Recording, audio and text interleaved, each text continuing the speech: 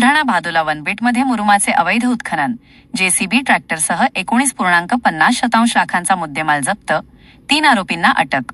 गौण खनिजांच्या अवैध उत्खननाचे जाळे आता थेट वन जमिनीपर्यंत पोहोचल्याचे भादोला येथील कारवाईतून समोर आले आहे। बुलढाणा परिक्षेत्रातील भादोला वनबेटमध्ये मुरुमाचे बेकायदेशीर उत्खनन करून त्याची वाहतूक केल्याप्रकरणी वन विभागाने मोठी कारवाई करत 3 आरोपींना अटक केली आहे। या कारवाईत 2 ट्रॅक्टर ट्रॉली, 1 जेसीबी आणि अन्य साहित्य असा सुमारे 19,50,000 रुपयांचा मुद्देमाल जप्त करण्यात आला आहे। भादोला बेटमध्ये वनजमिनीतून मुरुमाचे अवैध उत्खनन सुरू असल्याची माहिती वन विभागाला मिळाल्यानंतर उपवनसंरक्षक जमीर शेख यांनी तातडीने कारवाईचे आदेश दिले। तपासादरम्यान गावातील नव्याने बांधण्यात आलेल्या सिमेंट रस्त्याच्या साईड पट्ट्यांसाठी वनक्षेत्रातून मुरुम काढण्यात आल्याचे उघड झाले।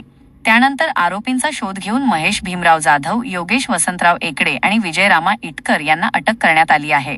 वन विभागाच्या चौकशीत तब्बल 56 ब्रास मुरुमाचे अवैध उत्खनन झाल्याचे स्पष्ट झाले आहे। या प्रकरणी संबंधितांविरुद्ध वन कायद्यान्वये गुन्हा दाखल करण्यात आला असून पुढील तपास सुरू आहे।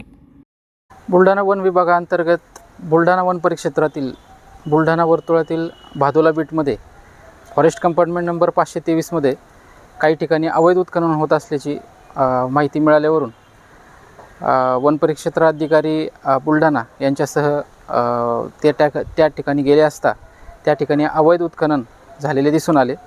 सदर ठिकाणी 3 ट्रॅक्टर आणि 1 जेसीबी हा जप्त करण्यात आला। तसेच काही ब्रास मुरुम त्या ठिकाणीहून काढलेला दिसून आला। सदर मुरुम हा रस्त्याच्या साईडपट्ट्यामध्ये भरण्याचे काम चालू होते, तरी याबद्दल वन गुन्हा हा जारी करण्यात आला।